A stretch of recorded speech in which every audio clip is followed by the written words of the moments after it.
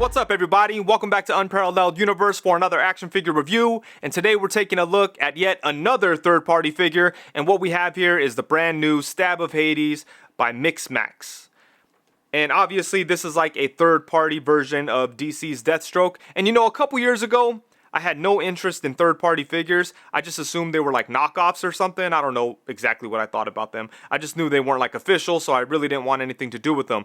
But then last year I picked up the Artwittoys James figures, and I was completely blown away by those, and those kind of opened my mind to third-party figures. And then I got the Felix Toys Ink Blot, aka Watchman's Rorschach figure, and when I got that one there completely blew the doors off the whole concept of third-party figures for me. So now I'm all about it. So once I heard this company was coming out with a Deathstroke figure, I was curious because I wanted to see how it would stack up against the Mezco one, because the look is similar, and I know the Mezco one is very hard to get, so this might be a good option for people. And I almost missed the pre-order, but thankfully my boy Artwittoys secured one for me. Thank you very much, sir. Always appreciate you. But let's go ahead and get into this, starting off with the box. So we do get some awesome looking Deathstroke artwork up here. You can see that it's his iconic mask with some guns behind it. That's awesome. And then down here it does say Stab of Hades. I think that looks very cool. And then on the side of the box we get like a little graphic of a gun, which looks cool. On the top we get another Deathstroke inspired graphic. Over here we get a look at some more guns. And then on the back we get some really cool artwork. Look at that. That's a cool design, right? No shots of the figure itself though, so that's kind of interesting. But yeah, I do like this box. It's very small and compact.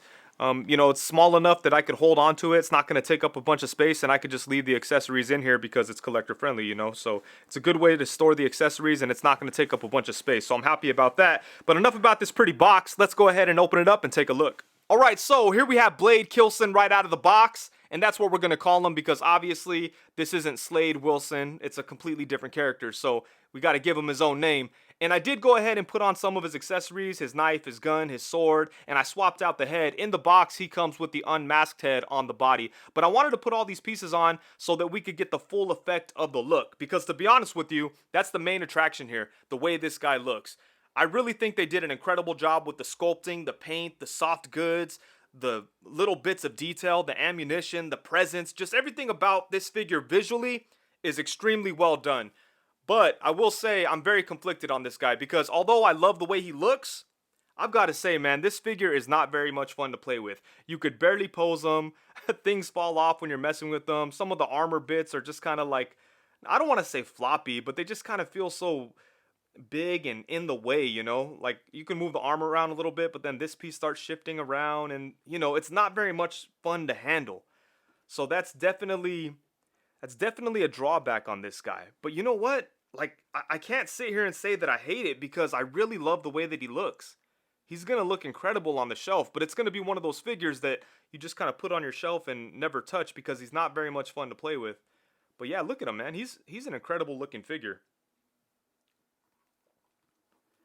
So I imagine this guy's going to be very polarizing. I think some people are going to be okay with having this incredible looking Deathstroke that you can't really play with, and then other people are going to be like, you know, it's a $90 figure. It should be super articulated. It's not a statue, it's an action figure. And I understand both sides, you know, but like, for me, like, I don't love him, but I'm satisfied enough as of right now. We'll see how it goes throughout this review as I spend some more time with it, but my first impression is that, you know, he's not the funnest thing to play with. But anyways, let's go ahead and get in close and take a look at the details on him.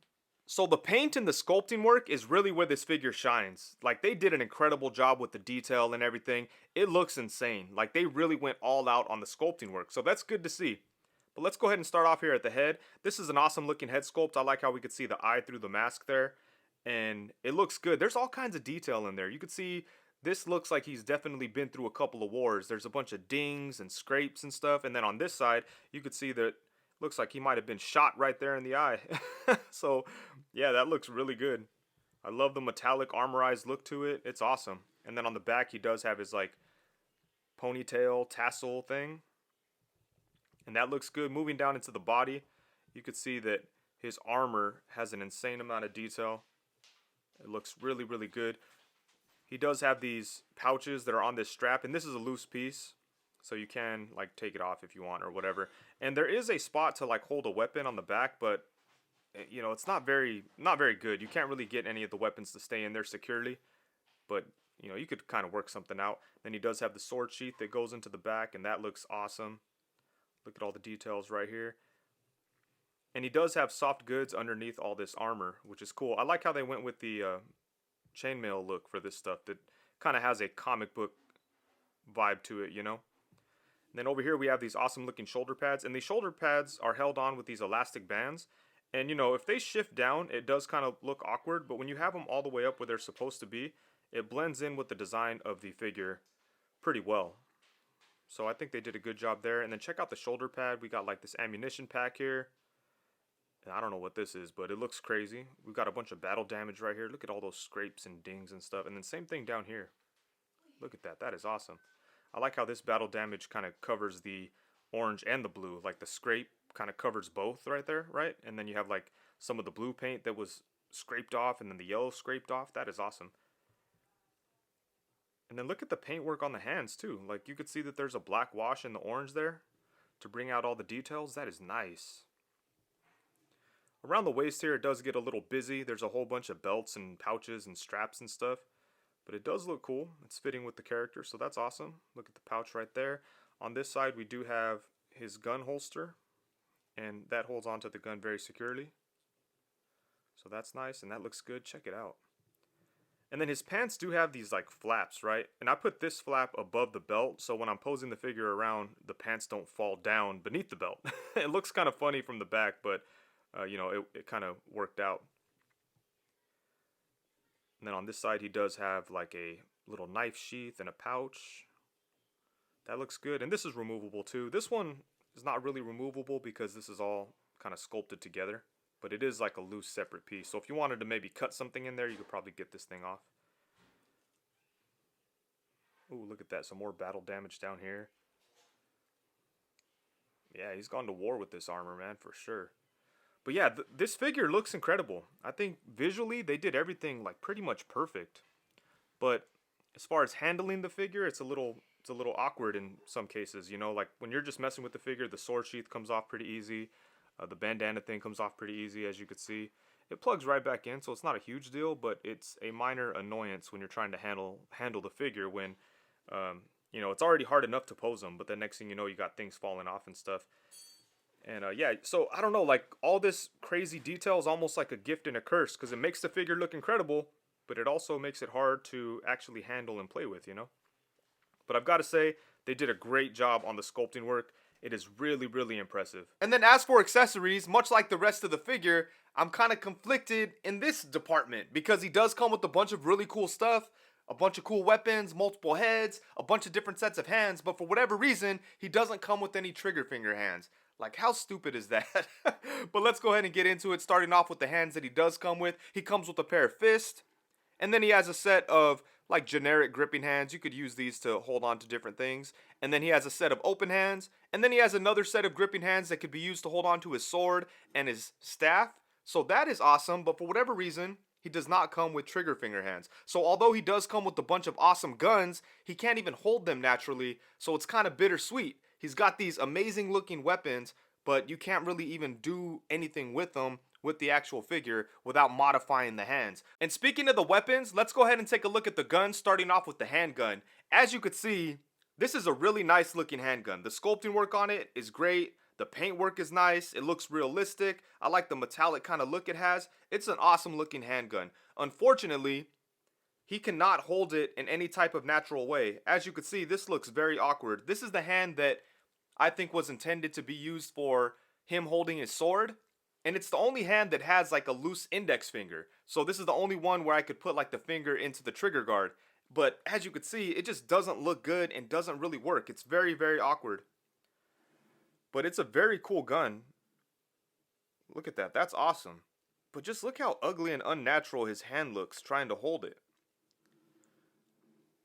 He can't be a master marksman with that kind of grip. It's ridiculous. But the gun is very cool. And then next up we have one of two assault rifle type of guns, I guess you could call them. I'm not really a gun expert, so I don't know how you would classify this, but I think this is a really cool looking gun, very well painted and sculpted. I like the metallic gunmetal color with the blue highlights. I think it looks very cool. We've got the scope on the top that looks awesome, the magazine coming out from the bottom. Unfortunately, he cannot hold it. In fact, it's even harder to get him to hold this naturally than it was with the last gun, because the grip right here is so big that it won't fit into the hand that has that loose finger. So you got to use one of these generic gripping hands, and you can't get the finger into the guard there. So that's how you have to get him to hold it, and that is completely ridiculous. And then here's the other gun that, in my ignorance, I would just call an assault rifle, but this looks really good too.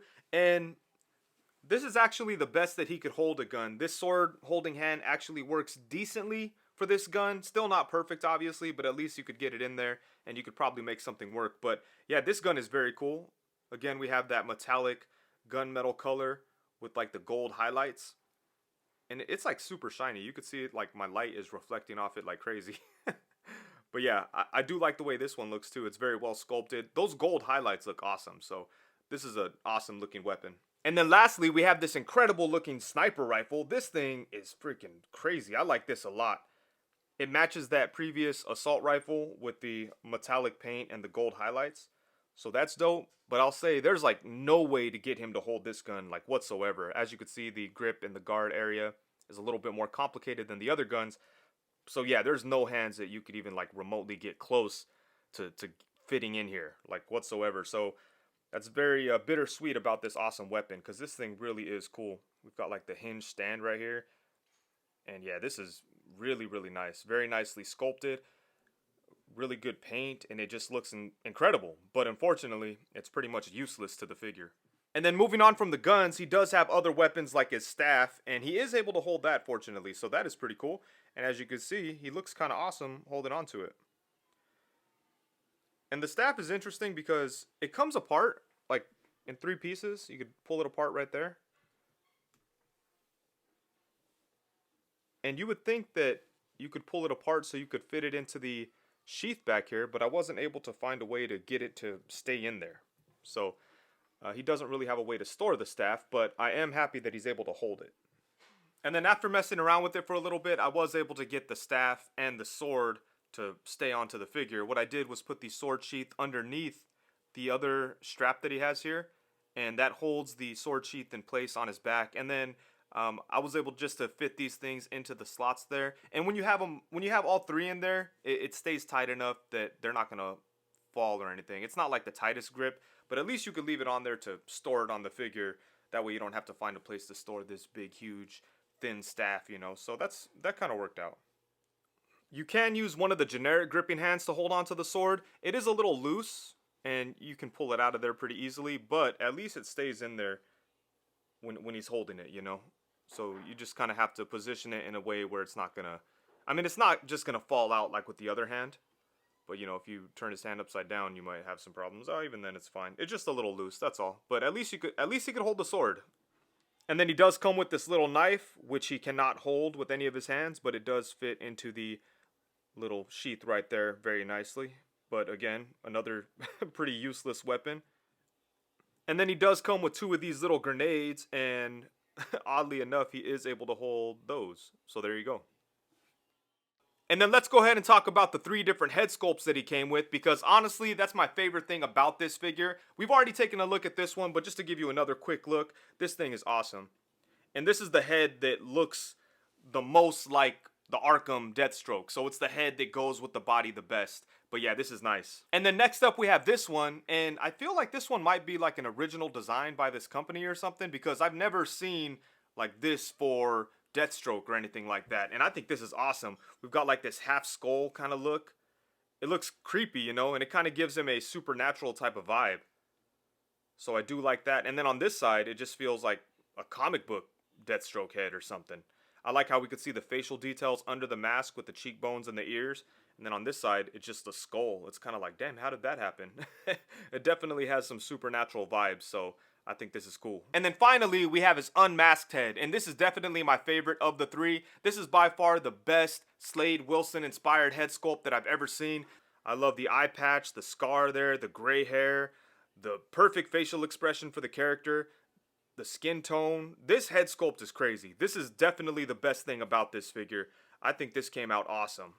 And now for some size comparisons. Here we have them alongside a couple of my favorite Deathstroke figures. On the left, we have the Mezco 112 Collective Deathstroke, and on the right, we have the DC Icons Deathstroke. And obviously, the Mezco version and the Mix Max Blade Killson both have a lot in common with each other. You could tell that they're both influenced by the same look for the character. They both have soft goods. They both have the armor. But I'll say that I think the Mix Max one actually looks a lot better than the Mezco one. Just from like a visual standpoint. I think the sculpting work is better. He's more detailed. He's got better paint. The Unmasked Head destroys the Unmasked Head from the Mezco one. And I just think he looks a lot better. But I will say the Mezco version functions way, way better than the Mix Max one. You could actually pose around the Mezco version. And one thing I really like that they did on the Mezco one that they should have done on the Mix Max one is the way they designed the armor on the chest was really cool, because the lower piece is a separate piece and it actually just kind of slides under the upper part. So you can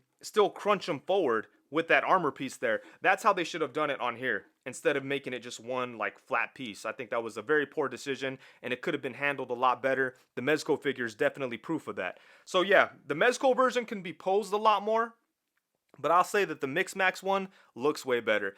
But I'll be honest with you, I think the DC Icons is probably still my favorite Deathstroke figure. My number one Deathstroke, because he's so comic book accurate. I just wish that he was a little bit more posable. He's posable enough, you know, he's got a lot of good stuff going on. But yeah, just look at him, man. That's a beautiful figure. I still miss DC Icons. And then next up, we have him alongside the Mafex Dark Knight Returns Batman and the Mezco 112 Collective Green Arrow. And I do think that Blade Killson looks cool next to Green Arrow, but I will say, like, I don't know, his head looks hella small when comparing these two figures. I mean, it's bound to look small because he's got all the armor on, so I don't think it looks crazy, like out of proportion or anything. It seems appropriate for what he's got going on, but when you have him next to the Green Arrow, his head looks kind of tiny. But yeah, I think he fits in good with other DC lines and stuff. He looks good with the Mafex stuff, and he looks good with the Mezco stuff. And then next up, we have him alongside the Mezco 112 Collective Joker and the Mafex Joker. And then to get him in here alongside a couple of other DC villains, here we have him alongside the Mezco 112 Collective KG Beast and the Mezco Black Adam. And then, of course, last but not least, here we have him alongside the Marvel Legends Pizza Spider-Man and the Marvel Legends Bucky Cat. And then one more time, I wanted to show you the Blade Killson alongside the Mezco 112 Collective Deathstroke, just to do a couple of part swaps. There's really not a whole lot of potential here because, like, the heads have different size, like, peg holes. So if you wanted to make something work, you'd have to modify it somehow, or maybe get some, like, sticky tack. And you know what? Every time I pop off this head, the damn joint comes out with it. That's stupid. But anyways, so even if that didn't happen, these ball joints wouldn't match up. But let me just go ahead and show you what it looks like if I were just to, like, set the heads on there. Again, you might need some tack or something. And, you know, that does look pretty good. But it's unnecessary, really. And then this one, you can't really get this on here unless you pop that out. And I think it would be way too small if you did that. But one thing you can swap between these figures, and this is kind of valuable, is the hands. So I was able to put the Mezco hand onto the Mix Max figure, and he could actually hold on to the guns. And they pop right on. They're a little loose, but they do pop onto the peg. And there you go. You have trigger finger hands for your Blade Killson. Again, you may not want to piece out your Mezco Deathstroke in order to do this, but, you know, if you really like the Mix Max one a lot better and you want him to be able to hold hands, or if you just want to do that real quick for pictures, there you go. But you know what? I'm going to say one more time. I think the Mix Max one looks a lot better, but the Mezco one is funner to play with. But, you know, it's kind of a weird situation here. If you had the choice to buy either one of these, I'd probably say go with the Mezco one, only because he's a good balance of both things. But if you can't get the Mezco one because it's too expensive, which, you know, that's the case now. This guy's shot up in price.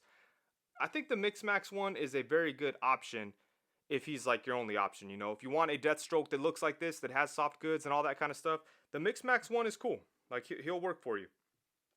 But, you know, if you already have the Mezco version, it may not be worth it to get this Mix Max one because, you know, I don't know. There's just not enough there to justify buying another Deathstroke like this. Unless you're a huge Deathstroke fan, then, you know, buy them all, whatever.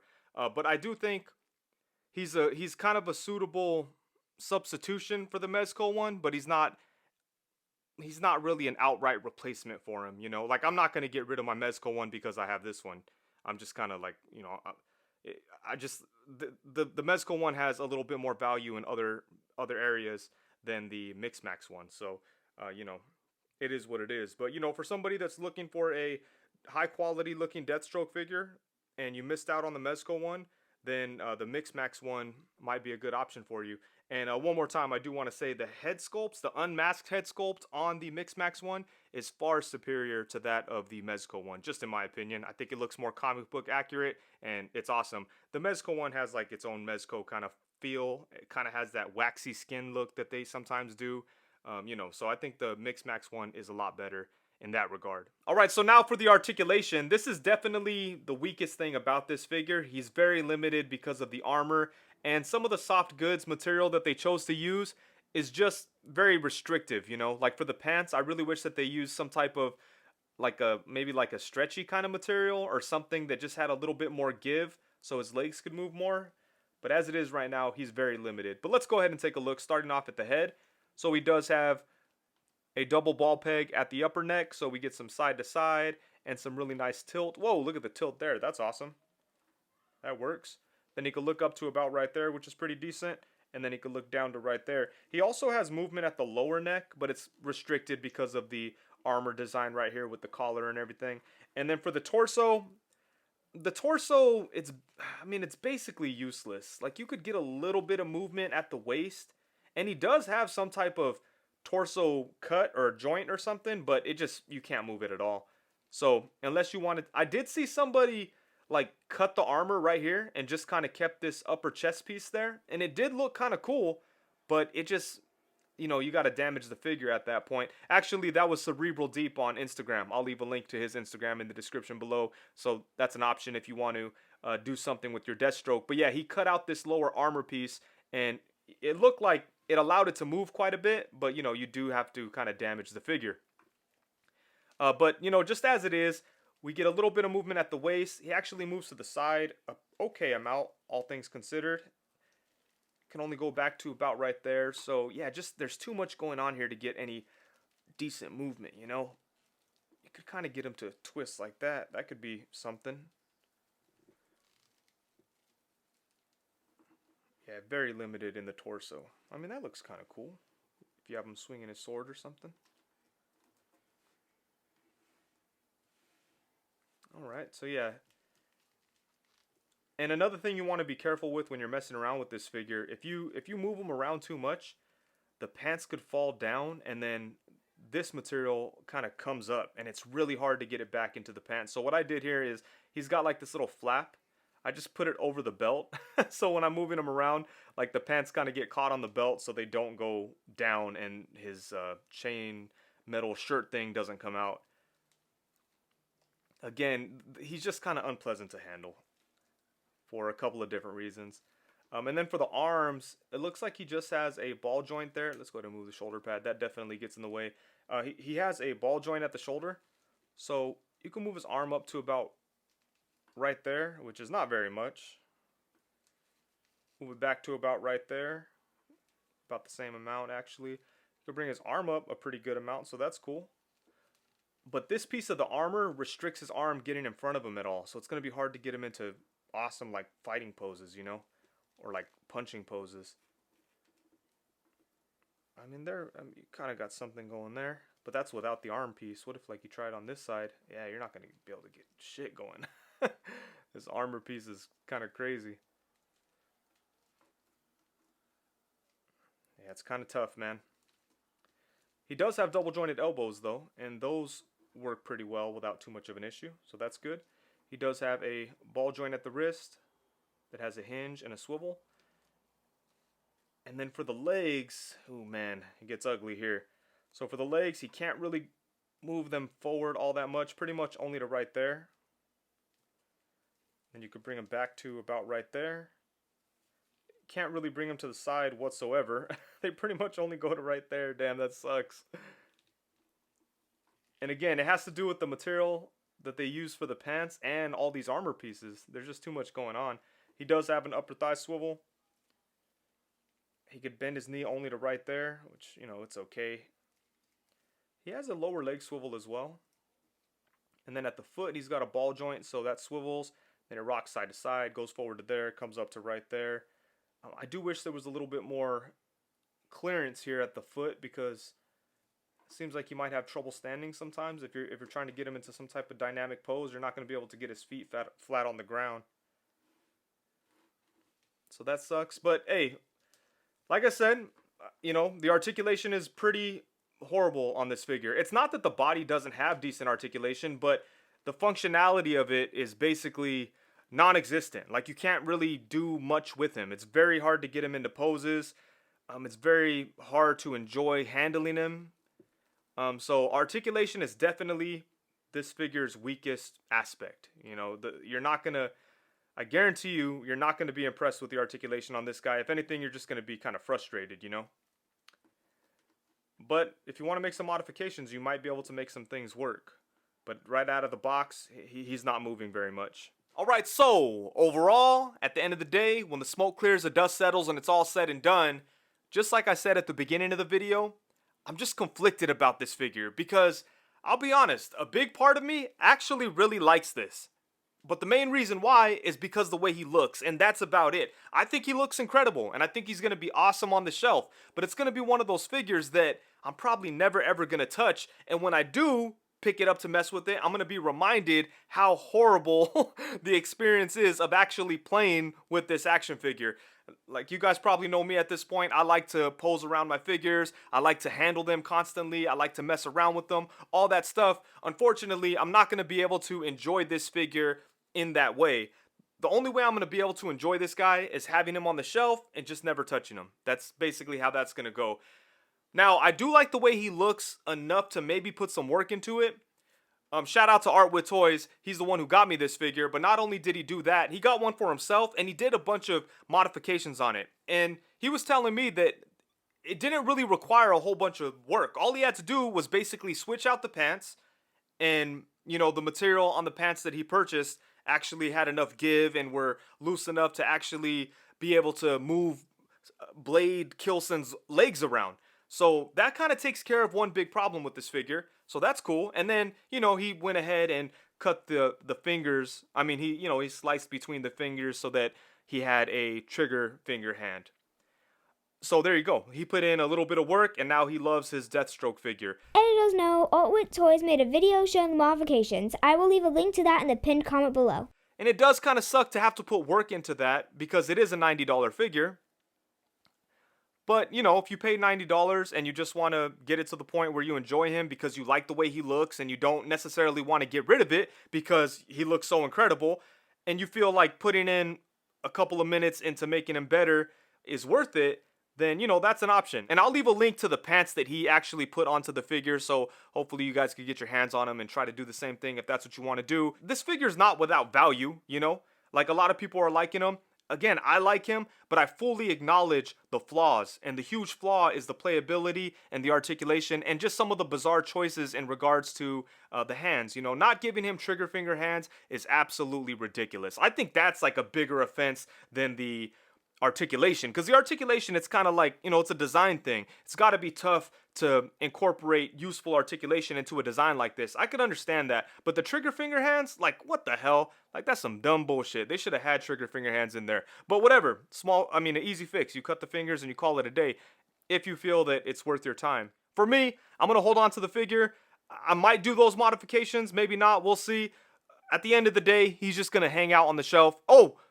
I'm sorry, not at the end of the day, but you know, what I mean to say is he's probably just going to hang out on the shelf for all eternity, and that'll be it, you know? So that's where I'm at with it. In my opinion, he's an awesome looking figure, but he is not a very very useful action figure. He's basically a statue. And with that, I think that's it. Thank you so much for watching. Please be sure to like, comment, subscribe, and all that good stuff. Also, be sure to hit the bell notification so you know every time that I go live. If you're not aware, I do go live every Tuesday at 7 p.m. and every Friday at 7 p.m. So come through, let's talk about toys and get weird. Thank you very much. Peace.